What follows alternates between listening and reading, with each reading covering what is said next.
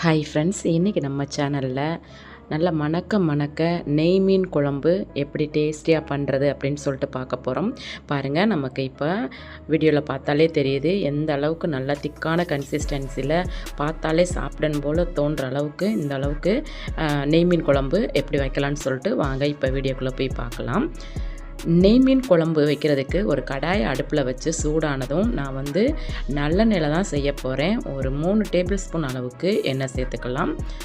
நல்லெண்ணெயில் செஞ்சோம்னா ரொம்ப டேஸ்ட்டாக இருக்கும். எண்ணெய் சூடானதும் 1/2 டீஸ்பூன் வெந்தயம், 1/4 டீஸ்பூன் ஜீரகம், 1/2 டீஸ்பூன் கடுகு,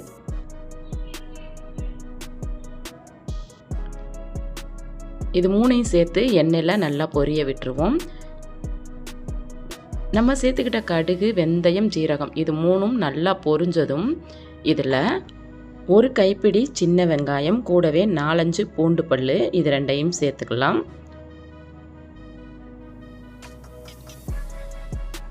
இப்போ நம்ம சேர்த்துக்கிட்ட சின்ன வெங்காயத்தையும் பூண்டு பல்லையும் நல்லா எண்ணெயில் வதக்கிக்கலாம்.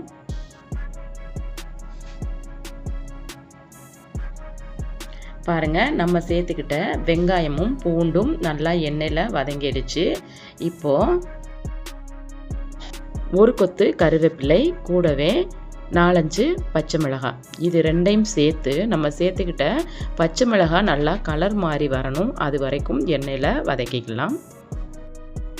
பாருங்கள், நம்ம சேர்த்துக்கிட்ட பச்சை மிளகாய் நல்லா எண்ணெயில் வதங்கி கலர் மாறிடுச்சு. இந்த அளவுக்கு மிளகாய் வதக்கினால் போதும். இப்போது நம்ம இந்த வைக்க போகிற இந்த நெய் மீன் குழம்பு நல்லா கலராக இருக்கணும். அதுக்காக வேண்டி நம்ம இப்போ 1 டீஸ்பூன் அளவுக்கு காஷ்மீரி மிளகாத்தூள் சேர்த்துக்கலாம். காஷ்மீரி மிளகாத்தூள் சேர்த்து எண்ணெயில் நல்லா வதக்கிடலாம். பாருங்கள், இப்போ நமக்கு பார்த்தாலே தெரியும் இந்த நம்ம வதக்கிட்டுருக்க இந்த பச்சை மிளகாய், வெங்காயம் இதை எந்த அளவுக்கு கலர் மாறி இருக்குன்னு பாருங்கள். நம்ம சேர்க்குற காஷ்மீரி மிளகாய் ஒன்லி கலருக்காக மட்டும்தான் சேர்க்குறோம். காஷ்மீரி மிளகாய் சேர்த்து நல்லா எண்ணெய் பிரிஞ்சு வர அளவுக்கு வதக்கி கொடுத்துட்டோம். இப்போ இதில் நான் 2 நல்ல பழுத்த தக்காளி பழம் எடுத்து மிக்சியில் அரைச்சி வச்சுருக்கேன், அதை சேர்த்துக்கலாம். நம்ம சேர்த்துக்கிட்ட இந்த தக்காளி நல்லா எண்ணெயில் வதங்கி எண்ணெய் பிரிஞ்சு வரணும், அது வரைக்கும் வதக்கிக்கலாம்.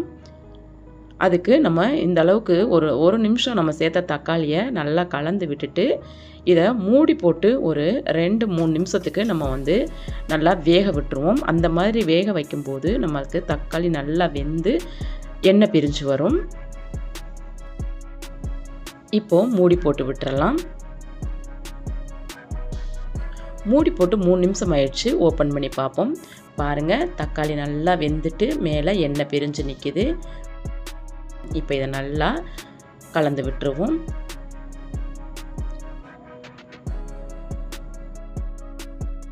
பாருங்கள், தக்காளி நல்லா எண்ணெய் பிரிஞ்சு வந்துருச்சு. இந்த அளவுக்கு தக்காளியை வதக்கி எடுத்துக்கணும். இப்போ இதில் குழம்பு மிளகாத்தூள் ஒரு 3 டேபிள் ஸ்பூன் அளவுக்கு சேர்த்துக்கலாம். நான் வீட்டில் அரைச்ச குழம்பு மிளகாத்தூள் சேர்த்துருக்கேன்.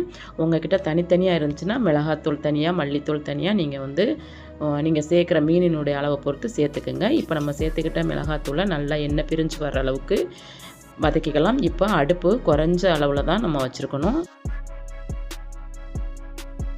இப்போ மசாலா சேர்த்து நல்லா எண்ணெய் பிரிஞ்சு வர அளவுக்கு வதக்கி கொடுத்துட்டு இப்போ இதில் புளி கரைசலுக்கு சேர்க்க போகிறோம்.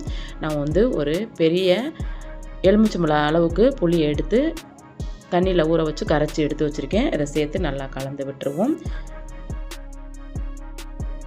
புளி தண்ணி சேர்த்து நல்லா கலந்து விட்டுருவோம்.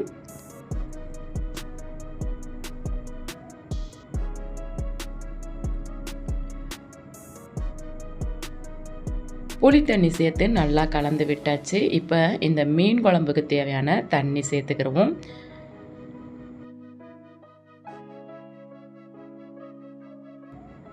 தண்ணி சேர்த்து நல்லா கலந்து விட்டுருவோம். தண்ணியினுடைய அளவு உங்கள் தேவைக்கு ஏற்ற மாதிரி சேர்த்துக்கிறங்க. மீன் குழம்புக்கு தேவையான தண்ணி சேர்த்து நல்லா கலந்து விட்டுட்டு இப்போ இந்த மீன் குழம்புக்கு தேவையான உப்பு சேர்த்துக்கிறோம்.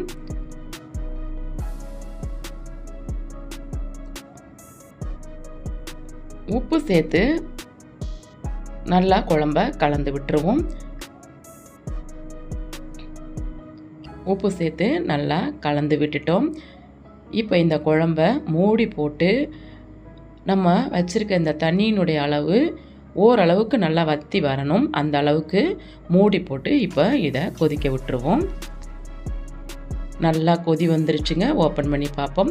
பாருங்கள், நம்ம சேர்த்த தண்ணியினுடைய அளவு நல்லா குறைஞ்சிட்டு குழம்பு நல்லா திக்கான கன்சிஸ்டன்சிக்கு வந்திருக்கு. இந்த நேரத்தில் நான் நெய் மீன் நல்லா க்ளீன் பண்ணிவிட்டு எடுத்து வச்சுருக்கேன். அதை சேர்த்துக்கலாம்.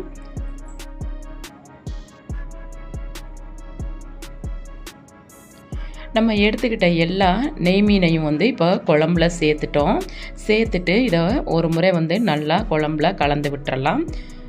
ரொம்ப ஃபோர்ஸாக கலக்கக்கூடாது, மீன் உடையிறதுக்கு வாய்ப்பு இருக்கும். இந்த மாதிரி கலந்து விட்டுட்டு நம்ம இப்போ இதை மூடி போட்டு ஒரு 5 நிமிஷம் குழம்ப நல்லா கொதிக்க விட்டுருவோம். 5 நிமிஷம் ஆயிடுச்சு. ஓப்பன் பண்ணி பார்ப்போம். பாருங்கள், குழம்பு ஓரளவுக்கு நல்லா ரெடி ஆகிட்டுருக்கு. மீனும் நல்லா வெந்துடுச்சு. இப்போ இதை நல்லா கலந்து விட்டுட்டு இந்த மீன் குழம்புல நான் தேங்காய் சேர்க்க போகிறேன். அதுக்கு 1/4 மூடி அளவு தேங்காய் எடுத்து அதை மிக்சியில் நல்லா அரைச்சிட்டு நான் சேர்த்துக்கிறேன். கூடவே இந்த மிக்ஸி ஜாரை கழுகி கொஞ்சமாக தண்ணி சேர்த்துக்கிறேன். இப்போ சேர்த்துட்டு இதை ஒரு வாட்டி நல்லா கலந்து விட்டுருவோம்.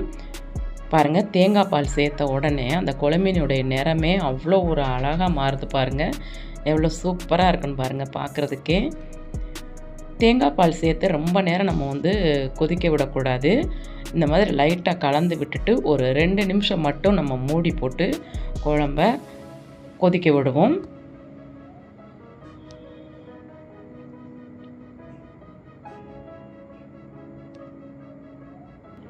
2 நிமிஷம் ஆயிடுச்சு. ஓப்பன் பண்ணி பார்ப்போம். பாருங்கள், நமக்கு இப்போ அருமையான நெய் மீன் குழம்பு ரெடி ஆகிடுச்சு.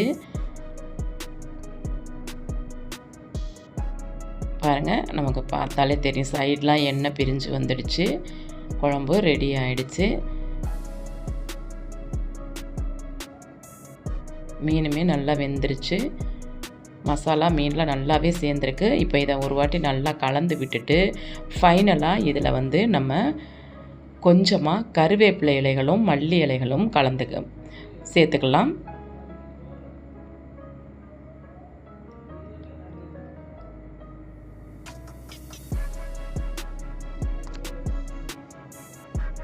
கூடவே மேலாப்பில் ஒரு 1/2 டீஸ்பூன் அளவுக்கு எண்ணெய் சேர்த்துக்குருவோம். இந்த எண்ணெய் பார்த்திங்கன்னா நல்லெண்ணெய் சேர்த்து நல்லா கலந்து விட்டுடலாம்.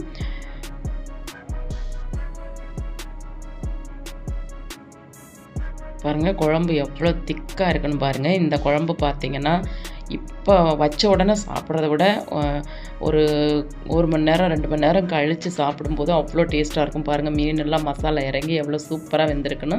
சைட்லலாம் எண்ணெய் பிரிஞ்சு நிற்கிது. இதே போல் நீங்களும் செஞ்சு பாருங்கள், ரொம்ப ரொம்ப டேஸ்ட்டாக இருக்கும். இந்த மீன் குழம்பு பார்த்திங்கன்னா சாதம், இட்லி, தோசை, சப்பாத்தி இது எல்லாத்துக்குமே நல்லாயிருக்கும். கூடவே இடியாப்பத்துக்கும் நல்லாயிருக்கும். பாருங்கள், சாதத்தில் மீன் குழம்பு விட்டு சாப்பிட்றேன். இதே போல் நீங்களும் செஞ்சு பாருங்கள். கூடவே நான் இதே நெய் மீனை வறுத்தேன். அதையும் நான் எடுத்துக்கிறேன். ரொம்ப ரொம்ப சூப்பரான ஒரு டேஸ்ட்டில் நமக்கு அருமையான நெய் மீன் குழம்பு ரெடி ஆகிடுச்சு. நான் பண்ணியிருக்க அந்த நெய் மீன் குழம்பு உங்களுக்கு பிடிச்சிருக்கு அப்படின்னா அந்த வீடியோக்கு ஒரு லைக் பண்ணுங்கள். நன்றி, வணக்கம்.